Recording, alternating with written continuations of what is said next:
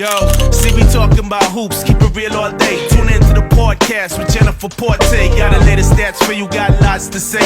She gon' break it down for you, alright, okay. She got the scoop on the players, she gon' tell it all. Tune in to Let's Talk Man and Basketball. Yo, what's that shooting average? Who's the best of all? How they performing when they're back against the wall? And yeah, she got the facts when you looking for truth. She gon' tell you who's the best at a 3-point shoot. Yo, who's the one the team's trying to recruit? Yo, tune in to get the greatest and the latest scoop. It go, Let's Talk Man and Basketball. I said let's talk man and basketball. Hey yo, talk man and basketball. Yo, let's talk man and basketball. What's up, Basketball Nation? Welcome to the very first episode of Let's Talk Men and Basketball podcast, the show that keeps the game alive and the memories fresh.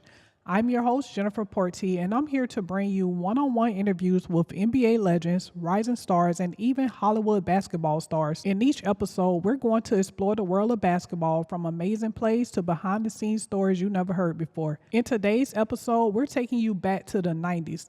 To kick things off, we're going to take you back to 1999 when the New York Knicks had a historic playoff run, give you the latest basketball news, and later we're chopping it up with NBA legend Chris Childs. Did you know in 1999, the New York Knicks became the first ever 8 seed to make it to the NBA Finals? Some may wonder, how did that happen? Well, it all started in the offseason when the New York Knicks decided to trade fan favorite John Starks to the Golden State Warriors for Latrell Sprewell. They also traded their franchise player Charles Oakley to the Toronto Raptors for Marcus Camby. Knicks fans were not happy about the trade, but the move ultimately turned the New York Knicks into one of the most iconic and dominant teams of the 90s. Despite the Knicks having a rough season that year, they still managed to clinch the final spot in the playoff and defeated the odds by upsetting the number 1 seeded Miami Heat in the first round, thanks to Allen Houston, who put up a floater that bounced off the rim, hit the backboard, and dropped in. That shot didn't just win the series, it sparked a fire in the Knicks squad. They went on to sweep the Atlanta Hawks in the second round, which had never been done by an 8-seeded team before. Then they took down Reggie Miller and the Pacers in the Eastern Conference Finals. The New York Knicks may not have won it all that year, but they still made NBA history and created one of the best underdog stories ever. This next segment is called Hoop Scoop, where we give you all the news and updates around the world of men's basketball. The NBA trade deadline is approaching very soon, and the basketball world wants to know who could be on the move between now and February 6th. The biggest story right now is Jimmy Butler and the Miami Heat's complicated relationship. Butler has made it clear that he wants out of Miami. What do I want to see happen? I want to see me get my joy back from playing basketball. And wherever that may be, we'll find out here pretty soon. But I want to joy back. I'm happy here, off the court. But I want to be back to somewhat dominant. I want to hoop, and I want to help this team win. Right now, I'm not doing that. Can you get your joy back here on the court? Probably not. He's open to playing anywhere, and he believes he can make any team a contender. It's been rumored that potential teams Jimmy Butler could land on are the Phoenix Suns, Golden State Warriors, Houston Rockets, and the Dallas Mavericks. However, here's the catch. The Suns seems like the team that's most interested in Jimmy Butler, but due to one of their players' no trade clause, they cannot pick up Jimmy Butler unless that player waivers that clause. Now, the player I'm referring to is Bradley Beal. Bradley Beal agent already said that Bradley is not interested in waivering that clause. He said that Bradley is more so focused on turning the Phoenix Suns around. Bradley himself told reporters, I need to be addressed because I hold the cards. So until I'm addressed and somebody says something different, then I'm going to get it signed. Other players to watch for NBA trades are Zach LaVine of the Chicago Bulls and Zion Williamson. For more NBA trade updates, follow our Instagram at Let's Talk Men and Basketball. This next story touched my heart very deeply, and I hope it touches yours as well. This story demonstrates passion and community in the NBA. After the devastating Los Angeles wildfire, San Antonio players Chris Paul and Victor Wembanyama showed us the true heart of professional athletes. For those who don't know, the Los Angeles Lakers coach JJ Redick lost nearly everything in the Palisades wildfire. His family home was damaged, destroying 2 decades of memories, including his son's prized basketball memorabilia collection. During the Los Angeles Lakers and San Antonio Spurs game on Monday, Chris and Victor did something extraordinary. They approached JJ Redick's sons and gave them their Game 1 signed jersey. Reddit shared. Yeah, I mean, Chris is like a brother to me. He called me this afternoon and said, Vic and I are going to go, whether you win or we win, we're going to go over and give the boys jerseys. He's well aware that, they're huge NBA fans, all their basketball cards. I ran a podcast out of my home for 2 years, and all the players would come through and they'd get their either a jersey or a card signed, and they had a collection of jerseys and cards, and they lost all that. So it was nice of them to do it. They now each have two, because Austin was nice enough to leave a couple for him in his locker after practice the other day. So I appreciate all the love, and not surprised Chris did something like that. Victor explained. Yeah, Chris asked me earlier if it was okay for me to do that. I didn't know they were huge fans like this, but JJ is a person I like, and that was directly impacted by this. So I just if I can make this kid's day, I'll do it. This wasn't just about the jerseys. It was about the hope, healing, and showing support during difficult times. JJ's sons lost years of collected memorabilia from players who visit their homes during JJ's podcast recordings. For those who are probably wondering, what's the basketball world doing for those who have been affected outside of basketball? Well, the Lakers and other Los Angeles sports teams have collectively donated $8 million towards those locally who also been affected by the wildfires. These small acts of kindness always remind us of the humanity in the professional sports world. In our next segment, we're chopping it up with NBA legend Chris Childs, so stay tuned. Got game on the court? Get game in your hair. Love Style by Paris, where basketball meets beauty. Book Love Style now by calling 561-225-6568 and transform your look today. Hair game strong, court game stronger. Styling like a pro on and off the court. Be sure to follow Love Styles by Paris on Instagram for your latest hairstyle updates. Welcome back to Let's Talk Men in Basketball podcast. I'm your host, Jennifer Porty, and today we're joined by a true legend of the game, former NBA point guard who played for several NBA teams, including the New Jersey Nets, the New York Knicks, and the Toronto Raptors. He's best remembered for his key role in the New York Knicks playoff runs and his unforgettable clutch moments on the court. Beyond basketball, he has built a legacy as an entrepreneur and mentoring the next generation of athletes. So without further ado, please welcome Chris Childs to Let's Talk Men in Basketball podcast. Hi, Chris. How are you doing today? Hey, I'm doing good. Thanks for having me.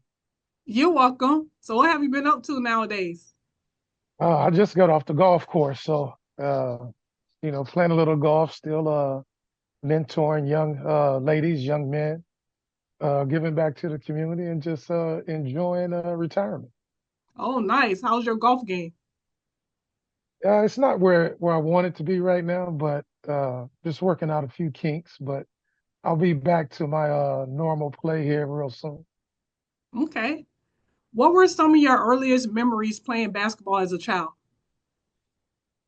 Oh man, having an older brother that just used to beat the crap out of me. Him never taking it easy on me, showing me the right way to play, but without allowing me to beat him or, giving in to me. And he made me work for everything. So just, growing up under him and watching him become a great player, and fortunate that I was able to follow in his footsteps and follow my dream, and ended up playing a few years in the NBA. Wow. Can you beat your brother now? Well, I think I beat him my first time at 16. Wow. And he was 25 at the time. So that's when he knew I was ready to take the next step as a basketball player. Wow. Who are your biggest influences growing up in sport or just in life in general? Just growing up, it's always your mother. Yeah. My mother, having 6 kids and raising, 6 kids on a, not even a salary, just stretching money, making sure that we had everything, sacrificing her own needs for the betterment of her children. And she's the one that I looked up to on the sports side. It was baseball. I was a baseball player Mm. and I looked up to Ricky Henderson. Um, and then basketball, it was Dr. J, Magic Johnson, and my brother. And so I tried to take a little bit of all those guys and implement it in my game, even though I, couldn't jump like those guys, but I can work hard, and you can't replace that. Yes. Can you share your experiences playing at Boise State and what it meant to you? Well, it meant a lot because going into my senior year, I protested the ACT and the SAT test because Mm. I thought it was biased towards minorities. And when I did that, a lot of the colleges thought I was militant. It wasn't that I was militant. I was just sticking up for minorities because the questions on there, we had no idea. We didn't live that life. And Yeah. so when I protested it, a lot of the colleges ran away and Boise State stayed. And then once I took the SAT, a lot of those school Pac-10s, uh, SECs, ACCs tried to come back, but they had already, made me feel some kind of way. Yeah. And when I went to Boise State, even though it was a new experience, they allowed me to be me. They allowed me to compete for the starting position, and they didn't hold what I viewed as something that I stood by, protesting. They allowed me to be myself, and if it wasn't for them, it wouldn't be no Chris. Wow. What challenges did you face going undrafted in the NBA and how did you overcome them? It was tough because, like I said, my junior year, I was in Sports Illustrated as one of the best guards to come out the West. Was projected as a mid first round draft pick, and then not to get drafted. It hurt. I had a draft party at my apartment in Boise. My parents were there, friends were there, and felt embarrassed. I went in my room, and my father just told everybody, "Leave him alone. He'll be okay in a couple of hours." And a couple of hours, I just, went to the work ethic that I had built in me, and everybody that got drafted, I put it on a T-shirt, and I wore that T-shirt, and I made a promise that everybody that I played against, I was gonna make them pay Wow. once I got to the NBA, and I wore that shirt while I was in the CBA for 5 years, and when I got to the NBA, everybody on that shirt that got drafted, I tried to make them pay every time I faced them. It was Wow. nothing against those guys because they worked hard, but the teams that didn't draft me, I made sure they knew who I was. Wow. What advice would you give a young male who just went to the NBA draft but didn't get drafted? What would you tell them about not giving up and continue to strive? Perseverance. You have to persevere that it's not going to happen and follow God. It's not going to happen in your time. He's going to make sure that you're prepared. When I was in the CBA not getting drafted, come to find out, once I did some soul searching, I wasn't ready to lead men. I can play the game, but can you lead men? Because these are grown men. These aren't college kids anymore. Yeah. They're grown men with families and different demeanors. So you have to know how to talk to different players. And so if you don't get drafted, your dream is not over. You just have to refuel yourself. You have to recharge your battery and go out there and prove people wrong and just persevere and continue with tenacity. And, don't sell yourself short. It might not happen the first year, second year, but keep at it because eventually you're going to get your chance to shine. And when you get your opportunity, make the best of it. Yes. You mentioned playing for the CBA. How did the CBA shape your NBA career? Well, it allowed me to grow. It allowed me to understand the nuances of the game. It allowed me to understand that you have to play with pace. It allowed me to learn how to be a professional. And it was my fourth year in the CBA that I finally dedicated myself to just nothing but basketball. So I locked myself in the gym, slept in the gym, swept the gym, slept on a cot, ate sardines, top ramen, crackers, Wow. uh, and I wouldn't leave the gym. A friend of mine, rest in peace, Jose Wesley, ran the gym in my hometown. He allowed me to be in there early at nighttime, and I would wake up at midnight, 2 in the morning, 4 in the morning, and just play a game by myself. All hours of the night.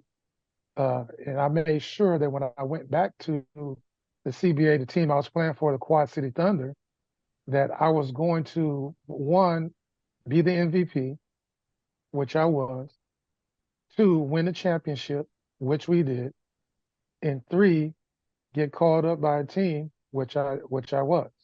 Yes. And so all those things happened because of the amount of work that I put in and the perseverance and the belief that I had in myself. Yes. What was your initial reaction when your dream finally came to fruition to the NBA? Well, it was when I got called up by the Nets. I wasn't satisfied because I was still under a partial guarantee. I was still playing behind Kenny Anderson, all these, all NBA guys, Derek Coleman, Chris Morris, all these great players. But I wasn't satisfied because I wanted to hear my name starting for the New Jersey Nets, starting for Yeah. the New York Knicks. So I wasn't satisfied because I still had something to prove because I was only getting a partial. So I wanted to make a stand and stand out so that I would eventually get a multi-year contract. And I ended up getting that after my second year in New Jersey. Wow. What was it like playing for the New York Knicks during their playoff runs in the 90s? Oh, it was nothing like it. That's the mecca of all sports arenas. Putting on that jersey after guys like Willis Reed, Clyde Frazier, Earl the Pearl Monroe, Dick Barnett, Bill Bradley. I mean, all these, great, great players playing after those guys who set the standard. I wanted to put that jersey on and let the city of New York know that they finally got a point guard that's going to help them get to the next level. And unfortunately, we didn't do it early on, but we finally got our opportunity in '99 to make it to the finals. Yes. I personally think that you had the best defensive skills in the NBA. Can you describe your defensive strategies when guarding players like Michael Jordan and Kobe Bryant? Well, that was something that even in high school, college, that was something that I took pride in. Yeah. And, playing at Boise State, we were a defensive minded team. So when I got to the next level, it was like riding a bike to me. And I think the first thing that people have to understand is that I don't care who the player is. Uh, coach is like, you got Michael this game. Okay, let's go. And I know that I have to study him because he's 6'6", I'm 6'3". So if he get into his spot on the court, which is 17, 15 feet in, then he has the advantage. So I have to push him out to my comfort zone and push him out to 19 and 20. Then I have the advantage with my strength because I was, strong for my size. Mhm. And just studying those guys' footwork that I had to prepare myself in the summer, during the season, continue to lift weights, continue to study, and just going out there and competing because a lot of guys can out jump you, a lot of guys can outshoot you, a lot of guys might be faster than you. But the one thing that you can control is they can't outwork you. Wow. So long as I continue to outwork them, then I'm gonna have a place in the NBA. Definitely. What was your most memorable game in your career and why? I had a few games like that. I think the first one was when I was in New Jersey, my triple double against the Bulls.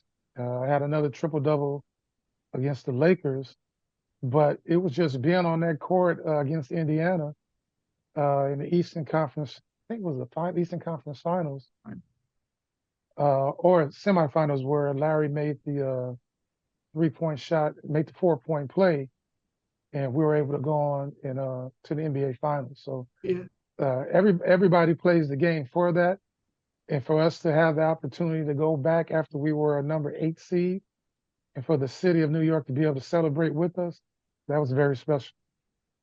Yes. What was your favorite rivalry game during your career? And what made it stand out to you? It had to be the Heat, the Mm, Miami Heat, because from 96 to 2000, we faced them every year in the playoffs, yep. every year. And so that became a rivalry because of Pat Riley leaving to go to Miami, Jeff taking over. And then we just mirrored each other how we played the game. And it didn't matter what the record was. We were going to go out there and battle each other. And I'll remember those for the rest of my life. Looking back, what do you hope your legacy in basketball will be?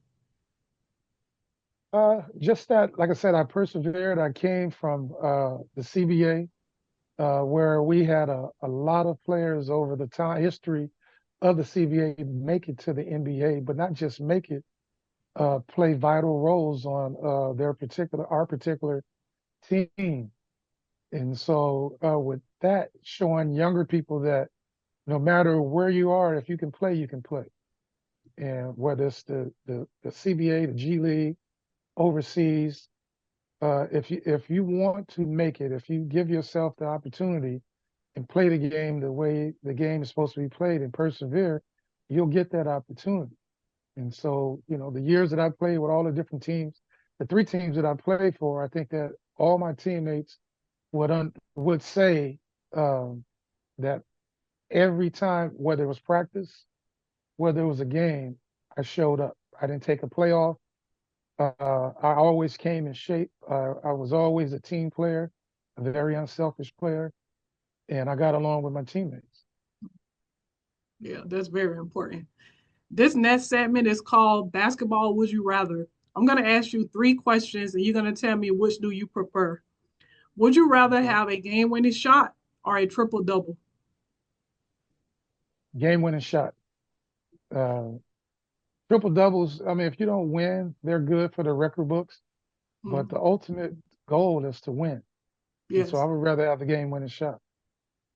Would you rather be remembered for your defensive skills or your clutch shooting in key moments? Ooh, that's a tough one. For me, my defensive ability to go out there and play multiple position, guard multiple guys, whether it was small point guards or big two guards, which I play both positions. So I'm very proud and that I was able to go out there and be versatile enough, and the coaches trusted me enough to go out there and defend some of the best players that ever played the game. Okay. Would you rather relive your college days at Boise State or your time with the New York Knicks? Probably the Knicks. Yeah. Um, my first year, that being a starter, and then my second year, meeting with Jeff Van Gundy during the off season, and him asking me how did I feel about coming off the bench because he wanted me to score more. As I look back after the hard work that I put in those 5 years in the CBA to make it, maybe I should have put up more of a fight to keep my position that I worked hard for. But me being an unselfish player that I am, I only wanted to win and do what was best for the team. And so I decided to go ahead and relinquish my starting position to the betterment of going to the bench and helping the team be a little stronger offensively, the second unit. Okay. I would like to hear your take on several topics. Do you believe that the NIL deal might lead players to focus less on their performance on the court? I don't know if that's going to be the case. I think a lot of it that there's some of their skill level is diminished because I don't think they're working as hard because they already got money. Yeah. So, when you're hungry, when you don't have money and you have to, balance your money for the summer for food, water, uh, living expenses, then you tend to be a little more hungry. Now, if you got money, you got $3 million in the bank, that day that you wake up that you're kind of sore, you might say, I'm not gonna get up this morning because I got $3 million. If you Yeah. wake up and you got $100 in your account, you're thinking, look, I need to get up because I want to get 3 million. Yeah. So I'm all for guys getting their money, but I think a lot of these NI deals, it should be based on uh, these kids having money long term and putting money away that they can't touch until they're 25 or 30. Yeah, I think so too. What are your thoughts on the reason behind the decline in NBA viewership? Well, we got too much gimmick stuff. It's too much gimmick. The in-season tournament, the floors, uh, the way the game is refereed. It's like a ballet contest out there at times. You can't touch anybody. Scores are ran up, and I think people just want to see some old school uh, defensive oriented games. They're changing the All-Star game. It's just a lot of gimmick stuff that people just don't want to see. They want to see people out there competing. Yeah, If you go back to the early '90s, early '90s, late '80s, the All-Star games were competitive. Guys are playing defense, hmm and right now it's just all right. You can go ahead and shoot the ball from 35, 40 feet, or you can go ahead and dunk. And so there's no competitiveness in these games anymore. And so up until the playoffs, then that's when guys kind of ramp it up defensively. But the league as a whole is too gimmicky, and the referees have too much input on the outcome of a game, and yeah, that's not the way the game's supposed to be played. I totally agree. How do you feel about the advancement and changes in women's basketball over the years? It's grown a lot. Rest in peace, Kobe. I know he was a big advocate of female sports, and I was doing that when I was younger. Working with female basketball in my city and taking them to travel to different cities to compete against better teams. The growth of the game is you're getting contracts that are bigger than they ever had. You're getting more fans involved. I just think they need to increase their pay. Yes, I think definitely. I think they're very underpaid, and they're going to lose great players because they're going to go overseas to make more money. Yeah, So they need to do something with the TV revenue to be able to pay these young ladies more money, and then you'll see the spike in interest of fans to come out and support these women. definitely.